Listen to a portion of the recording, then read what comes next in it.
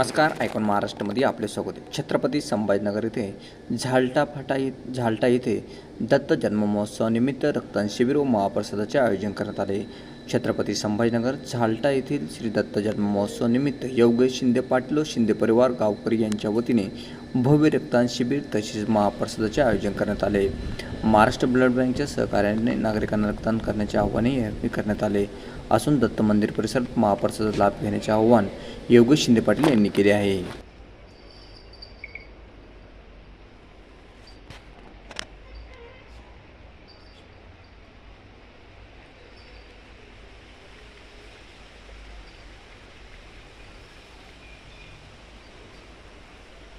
योगेश सुधाकरराव शिंदे श्री गुरुदत्त जन्मोत्सवानिमित्त 5/12/2025 शुक्रवार रोजी महाप्रसादाचा कार्यक्रम आयोजित केला आहे. तरी आपण सर्वांनी सहकुटुंब सहपरिवार प्रसाद घेण्यासाठी यावे ही सर्वांना आग्रहाची विनंती. योगेश शिंदे परिवारातर्फे सर्वांना आग्रहाची विनंती. सर, हे गेल्या किती वर्षापासून मागच्या 30 वर्षापासून भंडारा करतो.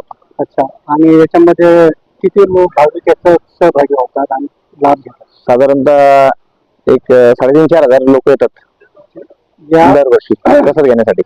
म्हणजे हा सप्ताह आहे का फक्त भंडाऱ्याचा कार्यक्रम? नाही, 7 दिवस सप्ताह असतो आणि दत्तांची दुसरी दिवशी भंडारा असतो.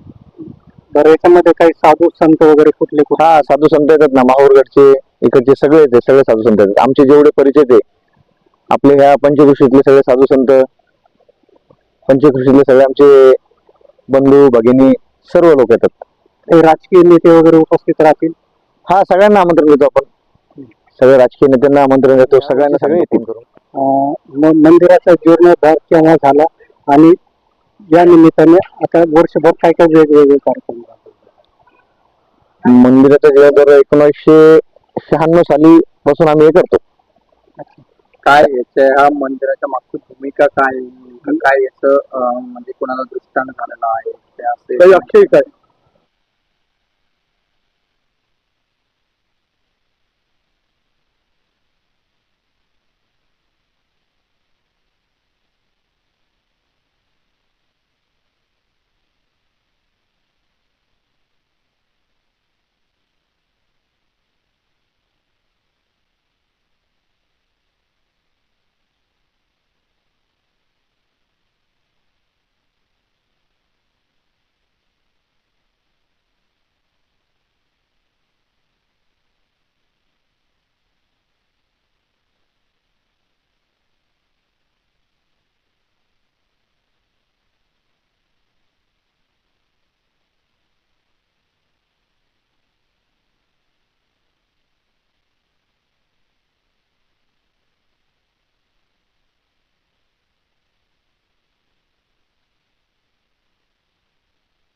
त्यांच्या हजेरीमध्ये सगळे कार्यक्रम होतात. काही राजकीय नेते वगैरे उपस्थिती लावतात?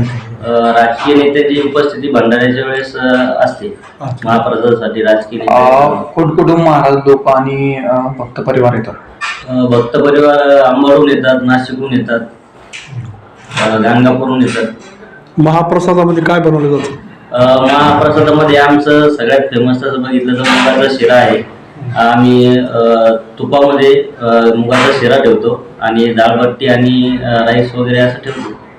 आता हे भाविक जे असतात ते पंचक्रोशीतील असतं का पूर्ण मराठवाड्यातून येतात? पूर्ण आमचं हॉटेल असल्यामुळं आमच्याकडं गेल्या 25 वर्षापासून जे काही आमचे संबंधित सगळे असतील, मित्रपरिवार असतील, तेही भंडाऱ्यासाठी असतात आणि आमचं गावातले पंचकृषीतले सगळेच इथं हजर असतात भंडाऱ्यासाठी. जवळ 5,000 ते 7,000 लोकांचा भंडारा आमचा असतो दरवर्षी. किती क्विंटलचा भंडारा असतो? भंडारा आम्ही 5 ते 6 क्विंटलचा ठेवतो. मंदिराचा जीर्णोद्धार कधी झालाय?